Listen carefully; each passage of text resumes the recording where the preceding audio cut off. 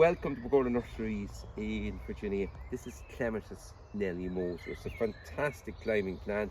Flowers in late spring and early summer, and again in late summer and autumn. The flowers are enormous, just starting to open now. They're pink with a carmine stripe on the petal. This is the time of year to plant Clematis Nelly Moser. Wall, fence or arch. Nice full sun.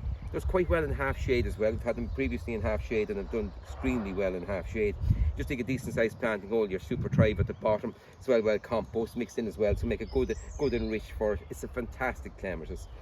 Flowers late spring and early summer, then you give it a little light trim in midsummer to encourage it to have a good flush of flowers for late summer and autumn again.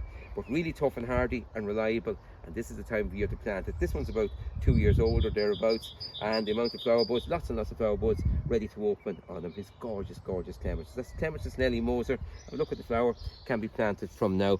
They're available in the web shop. There might be a little bit of a delay of 2 weeks or so because the demand is enormous always for Clematis Nelly Moser. Goodbye for now. Enjoy your garden.